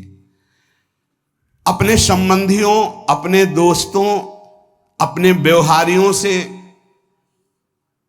व्यवहार, दोस्ती, संबंध शिथिल कीजिए, तभी नाम में प्रीति होगी। अगर ये कि अब हमारे दोस्त आ गए हैं तो फिर वो दोस्त छूट जाएगा नाम, अब बातें शुरू हो गई प्रपंच की। धन्य है ऐसी बुद्धि जो प्रियजनों से भी संभाषण केवल भगवत वाक्यों का, अन्यथा नहीं। इसीलिए इस मार्ग को वर्ण करना बहुत कठिन है। एक ऐसा तुम्हारा निवास स्थान होना चाहिए अलग, जिसमें अपने रिश्तेदार, नातेदार, व्यवहारियों का प्रवेश ना हो। आपकी शैया अलग होनी चाहिए। अगर नाम जापक नाम सिद्ध करना चाहता है, नाम का फल लेना चाहता है, नाम निरंतर चलाना चाहता है, तो जिस आसन पर आप बैठते हैं उसी में प्रपंची, विषयी, संसारिक वृत्ति वाले बैठेंगे तो भजन की वृत्ति नहीं बन पाएगी। एक ऐसा, वैसे होते हैं घरों में बैठने वालों का अलग, लेकिन साधन कक्ष अलग होना चाहिए अपना। किसी का यदि प्रवेश ना हो तो आप देखेंगे कि आपके साधन के परमाणु आपको वहां बैठते ही तत्काल विक्षेप रहित करके भजन में लगा देंगे। अगर घर में ऐसा कुछ ना हो तो एक आसन अपना अकेला रखिए, जिस पर आप शयन करें वो आसन केवल आपका ही होना चाहिए। अगर वो सार्वजनिक बैठने के लिए ही है, ऐसी व्यवस्था नहीं, तो आसन समेट कर अपना अलग रख दीजिए और दूसरे आसनों पर बैठा लिए। फिर वो आसन हटाकर जब आप शयन करें तो आपका आसन होना चाहिए। इसका बहुत बड़ा प्रभाव पड़ेगा। कोई भी ऐसा दृश्य या पुस्तक ना पढ़ें जो वासनात्मक हो और प्रभु के नाम से आपको विमुख कर दे। अखबार आदि, समाचार आदि, ये हमारे चिंतन को नष्ट करते हैं। अगर नाम जप करना है, निरंतर नाम स्मृति बैठालनी है, एक घटना कई मिनट तक विक्षेप देती है। ऐसा हुआ, कैसे लोग हैं। अब उसमें तो समाचार ही हो रहे हैं, सैकड़ों बातें हो रही, पेपर है तो सैकड़ों बातें लिखी हैं, क्या क्या, अब वो सब दिमाग में भर गई। इतना व्यसन है किसी किसी को पेपर पढ़ने का, समाचार पत्र पढ़ने का, कि सुबह होते ही वो विरह में रहते हैं कि पेपर आ जाएगा, आया नहीं, और मिला तो ऐसी एकाग्रता से पढ़ते हैं जैसे वेदांत चिंतन करने वाला वेदांत चिंतन। चश्मा लगा, चाय रखी ठंडी हो रही, उससे मतलब बीच बीच में चाय और चश्मा से और पूरे दिमाग में वही। अब क्या करेगा, जो पढ़ा है उसका चिंतन बनेगा, वही बोला जाएगा। अब जहां चार मिले तो तुम्हें पता है उत्तर प्रदेश में ये हुआ, मध्य प्रदेश में ये हुआ, चर्चा दिमाग। नाम जापक पूज्य श्री नारायण स्वामी कह रहे हैं, अखबार पढ़ना, दुनिया भर की प्रपंच की जिसमें बातें हैं, ऐसे समाचार, ऐसे टेलीविजन देखना, ये तुम्हारे हृदय में नाम नहीं चलने देंगे, तुम्हारी स्फुरणा को गंदी कर देंगे, बेकार का वक्त खराब होगा। इसलिए अगर आपको पढ़ना ही है तो धार्मिक ग्रंथों को पढ़िए, अपने इष्ट संबंधी ग्रंथों को पढ़िए नाम जपने के लिए। किसी को कभी वचन न दें। पांचवा, बहुत बहुत पॉइंट की बात करें, यदि आपने किसी को वचन दे दिया और पूरा नहीं किया तो भजन का फल वहां जाएगा, ध्यान रखना। यही हमसे सब त्रुटियां होती रहती है अपने लोगों से। जाओ आज से बाद वचन दे दिया, हम ऐसा नहीं करेंगे, नहीं करेंगे चाहे मर जाएं। और अपने लोग ऐसे फिसड्डी हैं कि शाम के वचन देते हैं और सुबह फिसल जाते हैं, 2-4 दिन बहुत चला फिर फिसल जाते हैं। बोले कसम से आज से ऐसा नहीं करेंगे। तो आप इसको खिलवाड़ न समझें, आपके सुकृत नष्ट हो रहे हैं, वासना आपके सुकृतों को नष्ट कर रही। दूसरा, जैसे आपने किसी से कहा कि मैं शाम के 5 बजे आ जाऊंगा, तो 5 बजने में 5 मिनट कम होने पर आपको पहुंच जाना चाहिए, 5 मिनट ओवर होने पर नहीं, उसके पहले ही आपको ऊपर। यह संतों के जीवन में देखा गया है। समय का बहुत बड़ा जीवन में अस्तित्व है। अगर आप किसी को समय दें, फिर उसमें प्रमाद स्थिति नहीं होनी चाहिए। 5 मिनट पहले पहुंचिए। समय दिया है किसी को तो 5 मिनट पहले उसको इंतजार ना करना पड़े। रात को सोते समय नाम जापक उपासक विचार करें, मेरा नाम किन किन कार्यों में छूटा, मेरे से कौन कौन सा पाप हुआ, मैंने कौन सी आज गलती की जो नहीं करना चाहिए, और उसे डायरी में नोट करें। नारायण स्वामी कह रहे हैं दूसरे दिन सावधानी पूर्वक वो गलतियां ना होने पावे जो हमने आज की। जब उपासक सत्य बोलना स्वीकार करता है तो उसके हृदय में डर जागृत हो जाता है। ध्यान रखना, डर ये माया के द्वारा प्रेरित है। अगर व्यापार में सत्य बोलेंगे तो पैसा अधिक नहीं आएगा, अगर हम सत्य बोल दिए तो डांट लगेगी, अगर हम सत्य बोल दिए तो सब लोग जान जाएंगे मैं ऐसा गंदा हूं। सच्ची मानिए, सत्य बोलने का नियम ले लीजिए, आप निष्पाप हो जाएंगे, आप महात्मा बन जाएंगे अंदर से। कोई भी पापाचरण आपके जीवन में नहीं रह जाएगा। भगवान का नाम सत्य है, उस नाम को चलाने के लिए झूठ बोलने वाला नाम को कैसे चला सकता है। सत्य बोलने से यदि तुम्हारा नुकसान हो रहा है तो तुम सह जाइएगा। नारायण स्वामी कह रहे हैं उससे बड़ा लाभ आपको श्री भगवान प्रदान करेंगे। आप सत्य बोलिए। आजकल भगवान पर विश्वास नहीं, इसलिए झूठ पर विश्वास है। कलयुग की ऐसी प्रेरणा है कि सब झूठ बोलने लगे हैं। कोई डरता ही नहीं झूठ बोलने में, पूरा का पूरा। जैसे नहीं कहते कुछ तो सत्य होगा, ऐसे ऐसे महानुभाव हैं कि 100% झूठ बोल जाते हैं, 100%। धन्य है मोबाइल जो झूठ बुलाने में बहुत प्रवीण है, बहुत प्रवीण है। अरे भाई हम नहीं मिल सकते, आज हमारा मन नहीं है, खत्म खेल हो गया, सत्य बात है, नहीं मिल सकते आपसे, मत उठाओ फोन। अगर तुम्हें झूठे ही बोलना है तो फोन क्यों उठाओ? नहीं बोलेंगे, नहीं उठाएंगे तो समझ जाएगा कि उनकी रुचि नहीं। ये झूठ क्यों बोलना, सत्य बोलो। झूठ से यदि आप बच गए तो आपके जिह्वा पे नाम निरंतर चलने लगेगा। ये झूठ ही नाम नहीं चलने दे रहा। असत्य आचरण, छुपाने की वृत्ति, असत्य भाषण, ये नाम में प्रीति नहीं। किसी को भी फुसलाने के लिए झूठ मत बोलिए। सत्य बोलने का अभ्यास कर लिए तो पापी जीव भी महात्मा बन जाए। सत्य आवश्यक है।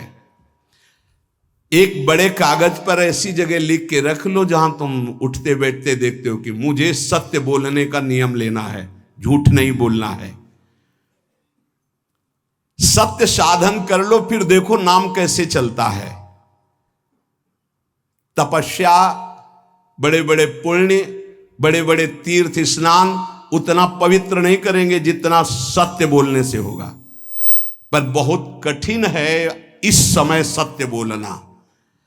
मतलब बात बात पे असत्य का ही वर्ताव हो रहा है, असत्य का अच्छा, ये कोई संसारी आदमी में नहीं, कुछ ऐसे होंगे जो सत्य की वार्ता करते नहीं। प्रायः क्या जाता है, झूठ बोलने में बोल दिया और सामने वाला राजी हो गया, हम निकल गए। लेकिन सत्य ना होने के कारण आप में सत्य आचरण, सत्य स्वरूप भगवान का नाम, भगवान को कहा गया सत्य नारायण, वो नाम नहीं चलेगा। भजन करने का पहला साधन है सत्य बोलना, जबान से सत्य बोला जाए। और भजन की संख्या प्रारंभ में जरूर लेनी चाहिए। यदि 10 माला का नियम लिया, 20 माला का नियम लिया, तो उसे निर्वाह करो। जैसे यहां शरणागति मंत्र मिलता है तो 11 माला प्रारंभ में दी जाती कि आपको करना ही है, ज्यादा हो जाए वो ठीक, 11 से कम वो कभी जीवन में नहीं। अपने जीवन में गुरु आज्ञा 11 माला तो करनी है, हर समय करना है। पर ये मन थोड़े दिन तो नियम में चलेगा, इसके बाद छोड़ देगा। दीक्षा तब लेनी चाहिए जब गुरु आज्ञा पे चलने की हिम्मत हो, नहीं तो ऐसे ही नाम जपो करो। जब नियम मिल गया 11 माला तो चाहे प्राण निकल जाए, हमको 11 माला पूरे करने, प्राण निकलने तक गुरु आज्ञा का पालन करना है।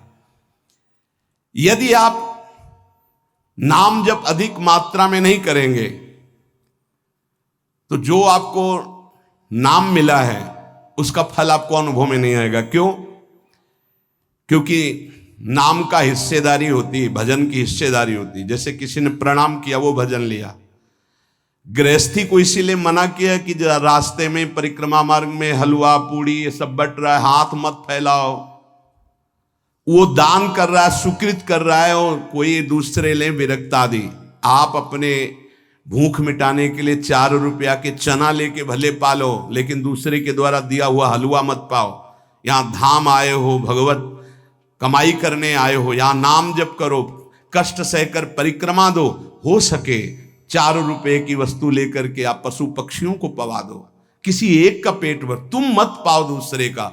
तुम चाहो तो उपवास कर सकते हो, या प्राण पोषण के लिए रूखा सूखा थोड़ा खा लो। ये दूसरे के आराम से धाम में हम आए 2-4 दिन खूब खाए पिए नहीं, भागीदारी हो जाएगी तुम्हारे पुण्यों की। वहां ऐसे फ्री नहीं है कुछ।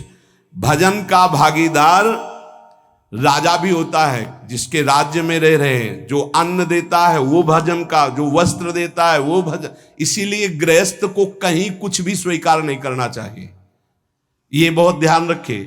अगर आप कहीं तीर्थ साधु आश्रम कहीं जाते हैं, कोशिश कीजिए कि किसी से सेवा ना ले, और अगर सेवा ले तो उसके अनुसार फिर अर्थ दे दें। अगर आपने वहां भोजन पाया, पान पाया, तो उसके अनुसार सोच ले कि अगर हम इतना खरीदते तो कितने का मिलता, वो दे दिया तो आपका भजन बच गया। कभी आपको कोई प्रणाम नमस्कार करे, तत्काल बराबर प्रणाम करो। किसी को अपना भजन का हिस्सेदारी नहीं, सबका मंगल हो। ये भजन जितना बढ़ेगा तो आपको भगवदाकार कर देगा। दिन रात 24 घंटे में 21,600 श्वास चलती है। 21,600 श्वास में 6 घंटा तो सोने के चले जाते, उसमें तो चेतना नहीं रहती। अब हमको अगर 21,600 नाम हमको जपने को मिल जाए तो हमारी हर श्वास सार्थक हो जाए। जो हम 5-6 घंटा सोते हैं उसमें जिनका अभ्यास है तो बात अलग है, नहीं तो वो व्यर्थ जाती है। तो हमें एक श्वास में कई नाम जपने का अभ्यास करना चाहिए, जिससे 200 माला फेरने पर ये 21,600 श्वासों की गणना पूरी होती है। अगर हम 200 माला का नियम ले तो इतना हो सकता है। तो हमें लगता है अगर हर समय माला नहीं ले सकते तो श्वास वाली माला बहुत अच्छी रहती है। श्वास में 4 बार खींचो, 4 बार नाम लेते हुए छोड़ो। दूसरा साधन, एक छोटी माला ले ले, जो आजकल तो काउंटर चला है, काउंटर में ज्यादा सुविधा संसार के क्रियाओं में रहने वालों को होती कि किया अपनी जेब में डाल लिया। तीसरा साधन वो बहुत कठिन है, मन की वृत्ति से नाम जप करना। माला, श्वास और मन की वृत्ति, उसमें श्वास की भी गणना का ध्यान नहीं रहता, उसमें केवल चिंतन होता है, चल रहा है। पर ये आखिरी स्थिति होती, इसी के बाद वो परिपक्व अवस्था होता है। जिह्वा से धीरे धीरे नाम उच्चारण करते हुए, ये पहला अभ्यास है। प्रारंभिक को एकदम मानसिक में नहीं पहुंचने की चेष्टा करनी चाहिए, 2-4 नाम के बाद मन प्रपंच में फंसा देगा। दूसरा अभ्यास कंठ से में, जैसे हम जिह्वा से राधा वल्लभ श्री राधा वल्लभ श्री राधा वल्लभ श्री, इसे वाचिक जप कहते हैं। मंत्र नहीं होगा, ऐसे नाम होगा। फिर उपांश ऐसे, फिर कंठ से चलता है, फिर हृदय से चलने लगता है, फिर नाभि से चलता है। जिसका नाभि से चलने लगता है उसका परावाणी के द्वारा भजन, वो सिद्ध पुरुष कहा जाता है। 4 वाणी, परा, पश्यंती, मध्यमा, वैखरी। वैखरी जो बोल रहे हैं, जो कंठ से, फिर हृदय से पश्यंती, परा नाभि से, मूलाधार केंद्र से लेकर के संपूर्ण ब्रह्मांड में इसमें नाम गूंज रहा है, वो सिद्ध पुरुष का होता है। पहला अभ्यास जिह्वा हिला करके शुरू करें, राधा राधा राधा राधा। फिर कंठ से, कभी हमारे सदगुरुदेव भगवान को देखना, अगर कोई आ गया और बातचीत का हुआ तो यहां से तत्काल चलता दिखाई देता है ना, कंठ ऐसे ऐसे हिलने लगता है कंठ। अगर शांत बैठे तो फिर नहीं दिखाई दे, अगर कोई है आसपास तो इतनी तीव्रता लगन होती कि कहीं छूट ना जाए नाम। कंठ से विशिष्ट अभ्यासी का, फिर हृदय से परिपक्व अभ्यासी का, और नाभि से सिद्ध महापुरुष का, परावाणी से चलता है। अगर 1 वर्ष तक जिह्वा से अभ्यास किया जाए, ये मैंने किया है, नारायण स्वामी कहते हैं, तो दूसरे वर्ष में कंठ से प्रारंभ हो जाता है। 2 वर्ष कंठ से चले तो अगला हृदय से प्रारंभ हो जाता है, और हृदय से 3 वर्ष चले तो फिर नाभि से 7 वर्ष में नाम सिद्ध हो जाएगा। अगर नियम पूर्वक झूठ ना बोले, सत्य आचरण करे, ऐसे नाम जप करे। हम ये कहते हैं कि चलो थोड़ा धीमे ही सही, पर 12 वर्ष में तो आपको सिद्ध हो जाना चाहिए। 12 वर्ष, यहां बोले 30 वर्ष के, 50 वर्ष हो गए साधन करते हो, ज्यों कहते हो कोई परिवर्तन नहीं। इसका मतलब अंदर से नाम नहीं चलाया जा रहा, नाम में रुचि नहीं। 12 वर्ष में तो भगवत साक्षात्कार करके जागृत स्वप्न सुषुप्ति अवस्था पर विजय प्राप्त कर लेता है साधक। ऐसा ही स्वामी जी ने किया, नारायण नारायण नारायण नारायण नारायण, ऐसी सिद्धावस्था हो गई थी। एक टाट की लंगोटी, एक रस्सी कमर में, बस। बड़े ही उच्च कोट, और बहुत बड़े अरब खरबपति घर के बालक थे। सारी सिद्धियां उसके पैरों में लौटने लगती हैं, जिसका नाभि से भजन प्रारंभ हो जाता है, परावाणी से। अजपा जाप उसे ही कहते हैं जो नाभि से होता है। अजपा जाप करने वाले उपासक में जो अजपा जाप करने की चाह रखते हैं, पहला भोजन पर ध्यान दे, सात्विक भोजन, पवित्र भोजन। भाई नाम का स्वाद नहीं मिला तो कुछ लोग जो है बहुत प्रसन्न होते हैं जब सांसारिक पदार्थ आता है। बड़ी कृपा श्री ठाकुर जी की रही है कि इस विषय पर जो है बहुत परिपक्व किया है। रोटी नहीं मिली, ये रबड़ी रसगुल्ला की तो बात जाने दो। गंगा का किनारा, गांव में जाना नहीं, जो आकाश वृत्ति से वो आ जाए वही। आप लोगों को तो रोटी तो मिल रही है। पहला नाम सिद्ध करने के लिए भोजन सात्विक और थोड़ा, अगर एक समय पाके निर्वाह कर लो तो अच्छा, नहीं तो 2 समय, 3 समय पाने का तो अधिकार ही नहीं साधक को। भगवान की बड़ी कृपा है, जब भूख थी तब था नहीं, और जब है तो भोजन नहीं पा सकते। वो बड़ा लीला बिहारी है। जब भूख थी तब भोजन नहीं, और जब भोजन है तो नियम कानून इसके लग गए हैं, ये इतना इतना। दूसरा, पहला भोजन पर पवित्र, देखो नाम जप के लिए बहुत आवश्यक है। यही जीवन है कि अगर आप नाम जप करने लगे तो हमारा बोलना, हमारा जीना सार्थक हो जाएगा। अगर नाम जप आपको करना है तो पवित्र भोजन होना चाहिए। 2 टाइम भोजन पाना है तो थोड़ा थोड़ा पाओ, पेट ना भरने पाओ, ऐसा ना लगने की वजन बढ़ गया है। वजन बढ़ गया है तो भजन घट गया है, वजन घट गया तो भजन बढ़ गया है। देखो तुम्हारे संसारिक संबंधी माता पिता चाहेंगे कि तुम्हारा चिकना शरीर होना चाहिए, हष्ट पुष्ट होना चाहिए, लेकिन हम चाहेंगे कि तुम्हारा भजन पुष्ट होना चाहिए, भगवदाकार वृत्ति होना चाहिए। शरीर तो आज है, कल नहीं रहेगा, चाहे जितना चिकना कर लो। संसारिक माता पिता के प्यार में और गुरु के प्यार में यही अंतर है। वो आपके स्वरूप को पुष्ट करेगा तो शरीर तो अपने आप, मन प्रसन्न है तो वो स्वस्थ है, अस्वस्थ होने पर भी स्वस्थ है। अगर शरीर स्वस्थ है और काम वासना है, नाना प्रकार की चिंताएं, ये थोड़ी माता पिता दूर कर पाएंगे। वो तो तपस्या और साधना से ही दूर होती है, ध्यान रख लीजिए। अधिक भोजन पाना, शरीर को बहुत पुष्ट बलवान कर लेना, तो हर इंद्रियों को भोग देना पड़ेगा आपको। वो कोई तपस्वी होता है, जो तपस्वी होता है वो संयमी होता है, जो संयमी होता है उसके चर्बी नहीं होती, ध्यान रखना। युक्ताहार विहार से, प्राण पोषण के लिए केवल शरीर में अन्न जाए तब नाम में प्रीति होगी। खाते खाते अनेकों जन्म व्यतीत हो गए, वर्षों व्यतीत हो गए, अरे अब तो भजन कर लो, कहां तक खाओगे? ये नरक कुंड है, डाला विष्ठा बन गया। नींद, एक नियम बना लो कि इतना ही सोना है।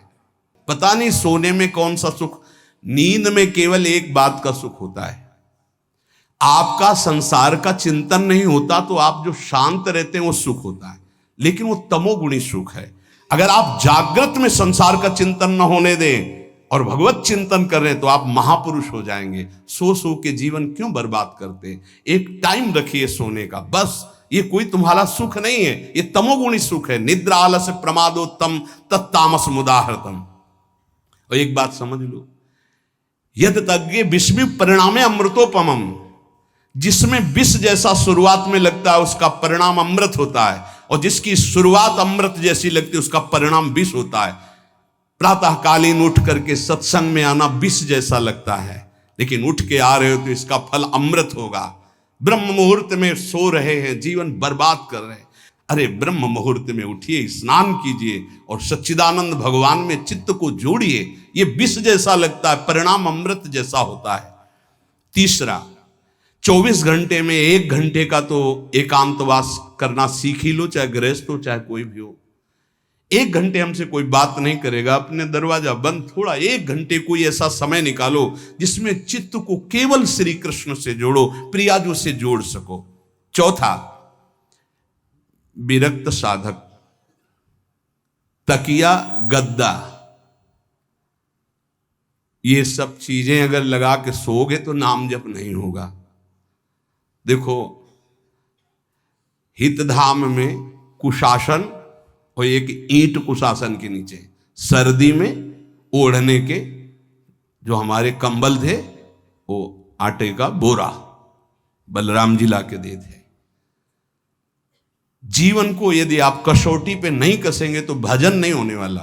अब तो शरीर रोग से ग्रसित है, आप चाहे जहां रखो चाहे जैसे रखो, प्रिया जो जाने। जब तक हमें भगवदाकार वृत्ति ना हो जाए तब तक विषयों को स्वीकार नहीं। ऐसे हैं साधक, बड़ा सुख मिलता है। एक ऐसे पड़ा हुआ है आसन, उनके कमरे में जाके देखिए, केवल आसन ही है। कितने ऐसे साधक राधा कीलकुंज में रहते जिनकी चटाई केवल है, न तकिया है, न गद्दा है, न कोई। उसी चटाई को ऐसे खड़ा कर दिया, बिछा लिया, बस उसी में पड़े, भोजन मिला पा लिया, ऐसे रह रहे हैं। कमरे में देखो जाके तो ऐसा लगेगा कि इसमें कोई रहता ही नहीं, कुछ है ही नहीं, केवल चटाई है। तकिया गद्दा विशेष विलासिता की वस्तुएं तो नाम जप नहीं होने वाला, ध्यान रखना। जहां पड़े आराम से नींद आ जाएगी, सो जाएंगे, और जब तो नींद उतनी आएगी जितनी आवश्यकता है। भजन का खजाना तिजोरी में रखें, कभी किसी से बताए नहीं कि आपका भजन कितने माला कितना होता है। पूज्य नारायण स्वामी जी कह रहे हैं, भजन को खजाने में रखने का मतलब है लूटने वाले डाकू माया भेजती है, काम क्रोध लोभ मोह मद मत्सर आदि, और प्रिय गृहस्थ भगत आदि। कैसे प्रिय गृहस्थ? स्वामी जी अब ये सब आप ही कहा है, बहुत बीमार है, आप देखना। ठीक है, दूसरे की दुख निवृत्ति करना संत का स्वभाव होता है, पर हम जिस मार्ग के पथिक हैं, हमारा कर्तव्य है, हमारे पास हमारे प्रभु के सिवा कोई नहीं, हमारा जो कुछ है वो प्रभु हैं। ए भैया, जैसा श्री जी चाहेंगे वही सब मंगल करेंगे, ये शब्द होना चाहिए, उससे उसका भी मंगल होगा, आपकी भक्ति पुष्ट होगी। कभी भी जो गृहस्थ में भजन करता है, किसी भी तरह का किसी से भी कोई प्रतिग्रह ना ले, नहीं ले लो, ये लो ही बढ़िया रख लो, नहीं महाराज हमारा ये मार्किन का गमछा ही काफी है हमारे लिए, नहीं नहीं नहीं, ये प्रसाद पाल, हाँ इतना किनका दे दीजिए, भगवत प्रसाद है, ये हमारे लिए पर्याप्त। गृहस्थी में अगर आप भजन करते हैं तो अपने भजन को बचाने के लिए किसी से भी दान पुण्य, किसी का भी बट रहा है वो स्वीकार न करें, किसी से प्रणाम नमस्कार, किसी से अपनी सुविधा सेवा स्वीकार न करें। और जो विरक्त है उसको ध्यान रखना चाहिए कि हमारा जीवन केवल जगत मंगल के लिए विश्वेश्वर भगवान को समर्पित जीवन है, ना हम किसी को शाप दे सकते हैं, ना किसी को वरदान दे सकते हैं। सेवक स्वामी की इच्छा को देखता है, ऐसा ऐसा, हाँ प्रियाजू की जैसी इच्छा होगी वैसा, नहीं आप ऐसा नहीं, प्रियाजू का बस जबान से कभी ना किसी के प्रति शाप का, और ना हरिराम व्यास जी ने कहा है कि शाप और वरदान हमारे स्वामी की, तो हमें हर बार में यही बोलना है, जैसी प्रियाजू की इच्छा, जैसी श्यामाजू की इच्छा। नहीं आप कुछ कह दीजिए तो राधा राधा राधा, नहीं कैसे मंगल होगा, आशीर्वाद दीजिए राधा राधा राधा, बहुत संभाल के। महात्माओं को इस बात में सावधान रखना चाहिए कि ये माया ममता का रूप धारण करके तुम्हारी तिजोरी को खाली कर देगी।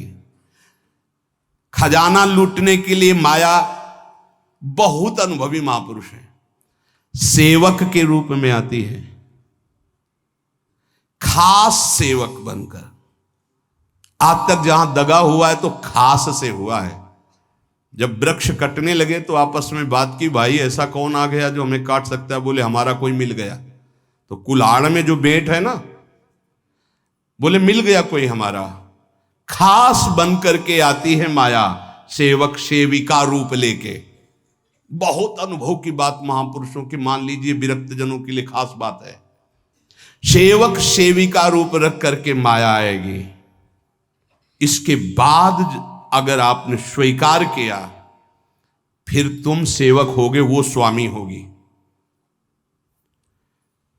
समझ रहे हो? बहुत अंदर से इस बात को समझ लीजिए। अगर आपको भगवत प्राप्ति करनी है तो जब तक शरीर में श्वास रहे, सेवा मत स्वीकार करना किसी की। कपड़ा धुलाना, खाना पीना, भीख मांग के खाओ, भिक्षा अन्न, या आकाशवृत्ति से जियो, जैसे मना। ना कपड़ा धो पाओ तो उतने पहनो जितना धो पाओ।